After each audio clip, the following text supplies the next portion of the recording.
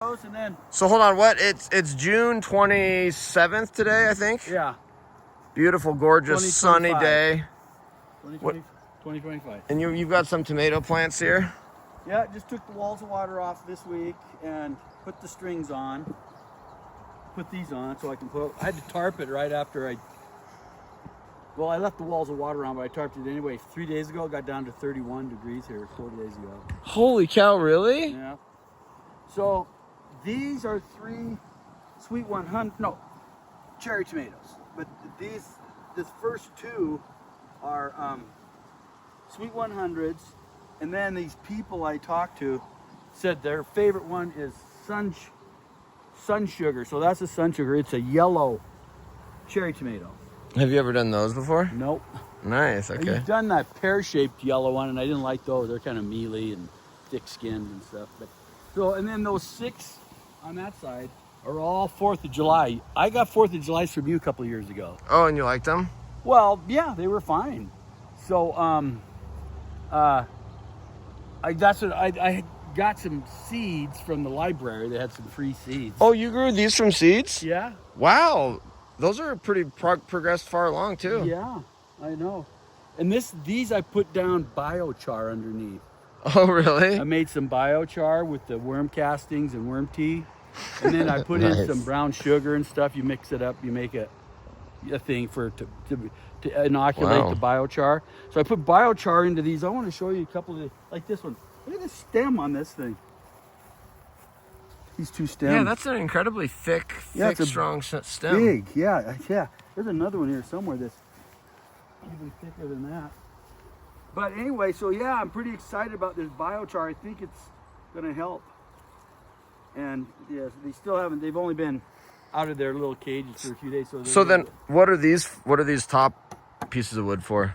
Well, in the fall, does a couple of things. At this point, it keeps these strings from pulling the pole. So you pull it over, and it actually, just the pull on the string will eventually pull together. But we'll pull the ends in. The middle ones have enough pressure going out so that they kind of stay straight. But if you put these on there and you crank on those strings, after a while, the pressure just gradually moves them in. Is that right? So Okay. I put these on top, but what that does is it assists in the fall.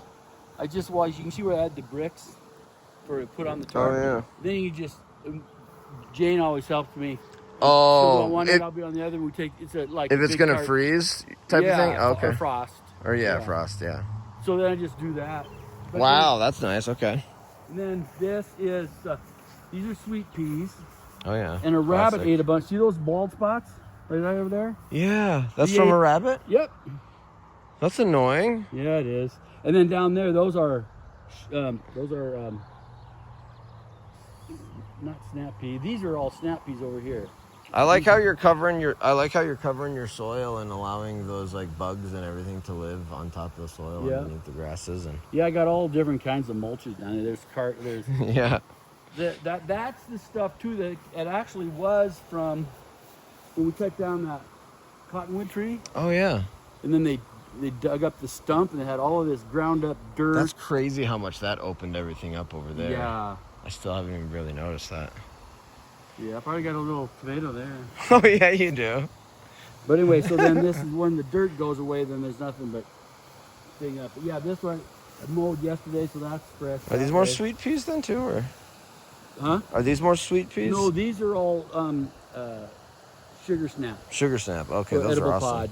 Nice. Yeah, those are great. Those are And my then favorite. these are beans. These are those FM1K beans. This rack here. And then these stakes, I planted beans on it too. But see how this is eaten and stuff and it's not growing? That's because that's from that rabbit. Oh my word, these freaking Yeah. rabbits. Yeah, there's 2 or 3 or 4 of them that he ate. You need to get a fence around this garden. And then you can see them more from this side. But see those 3 potato plants? Oh yeah. This is where my potato row was last year. So those are Shoot. volunteer. Oh nice. So I let them go. Nice. Those are a red potato. Heck yeah. But Looking then good. see these beans?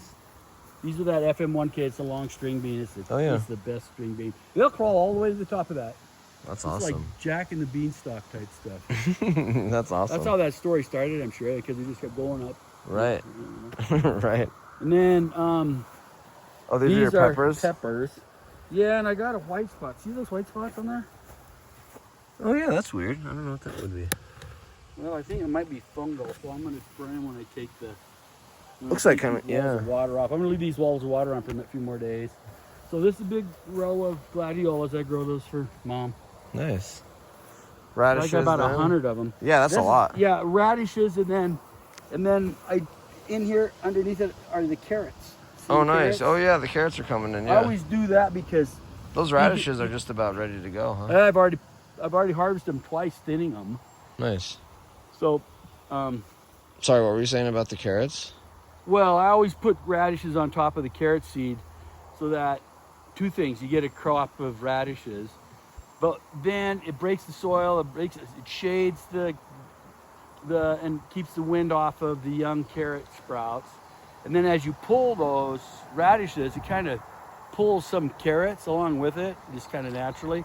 So that helps me thin it that first round of thinning. Because you hate to thin, because you hate to pull up good, healthy plants. Yeah. And then these are... Wow, these are killing it. These are shallots. Holy cow, those are doing real well. First seed top. I can't believe that, Dad. Those are doing great. Yeah. How are you ever going to eat that many shallots? I don't know. That's a lot of shallots. So, these two rows I planted last fall. And then these two rows I planted this spring. Looks like the ones in the fall are doing way better. Way better, yep. And so that was an experiment, because this is what I used to always plant my shallots in the spring. And then I went to interesting, yeah. greenhouse. And, oh, yeah, no. That's surprising it's not noticeable. They're bigger, they're thicker, they're they are. greener. Yeah. They're just going, so I got to cut off that seed top, because I've already cut off all the scapes from the, see where I cut the scapes off?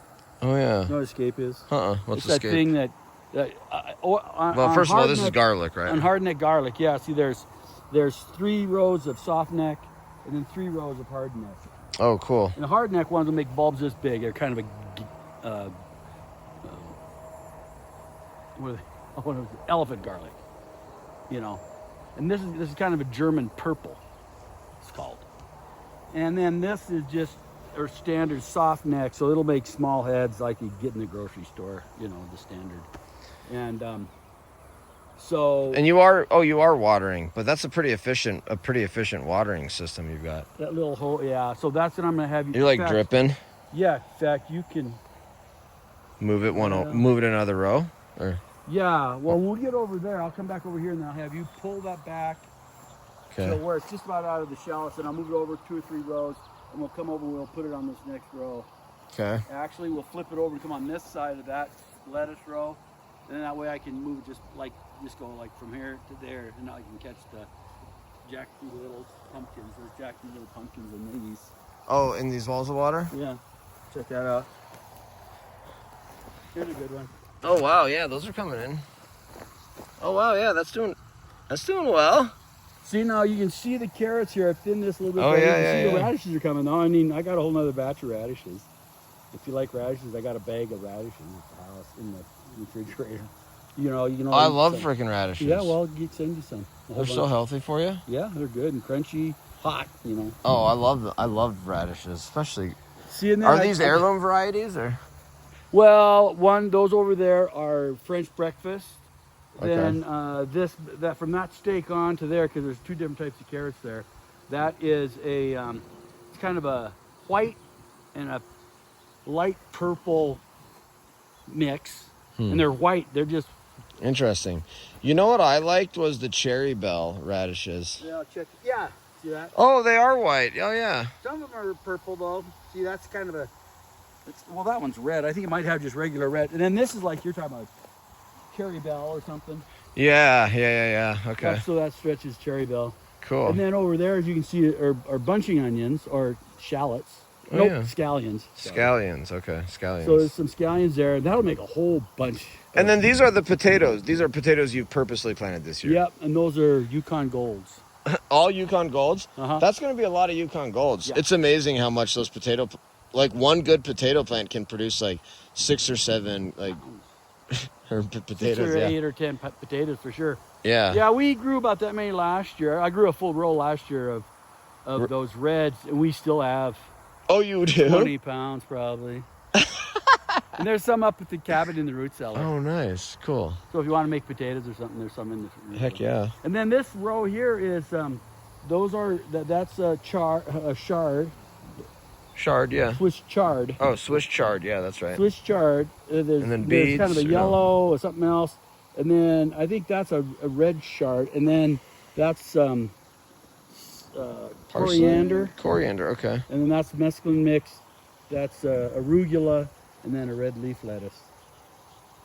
But there's my beets over Nice. there. I got two little. Oh, there's your beets over there. Okay. Yeah. And then around over here. Wow, you got a lot of stuff going on.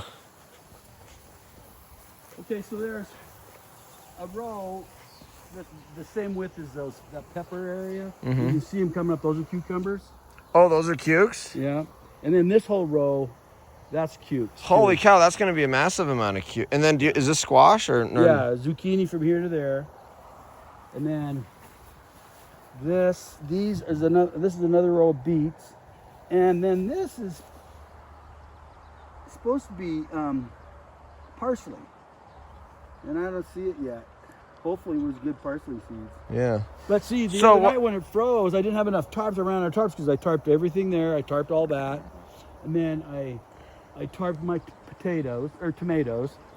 And then what I did is I went in, I had a 55-gallon drum with this grass and chewed up leaves, like probably from last fall when there was leaves on the ground. I saved it.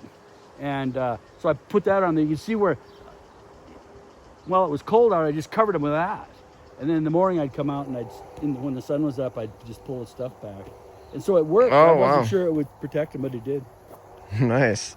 Yeah, what but I what gotta variety? thin all this. See, What so- what variety of cucumbers? Well, one's an English cucumber. I think those over there. No. This is an English cucumber, burpless. They make kind of long, yeah. narrower ones. And then that over there looked to me on the package kind of like a straight 8, which isn't. I thought burpless. that was your favorite. Was a straight 8. That's what I've grown for years. But Jane likes me to grow burpless ones because she gets. right. That's cool. You got maybe you got both though. Yes, they're both burpless. Oh, okay. But cool. one's it looks like a regular store-bought cucumber, and then these are kind of those long, skinny ones that you find in the store that are not quite the ones that are covered in shrink-wrap plastic, you know. Well, hey, thanks for the garden tour. Anything else left or? Well, no, that's it. But except that I have to thin these. See, there's like 2, 4, 6, 8, 10, 11 sprouts. So I will trim that to 3 or maybe. Really? That's going to be tough. Same with the cucumbers. I'll have to. Because those are good plants, all of them. Yeah. So, but yeah, they grow up and fight each other. Wouldn't make any fruit. Right. So Right. I'll probably leave that first one, take the fourth one, then take that one, and then maybe that one. So it'll be 1, 2, 3, 4. That'd be good. Probably Yeah. what I'll do. Yeah. And this will be nothing but plants from here to there and this Right. tall, Right. you know. But these beets will be gone, so they'll have a little bit more room. Okay. Thank you so much for the garden tour. My pleasure.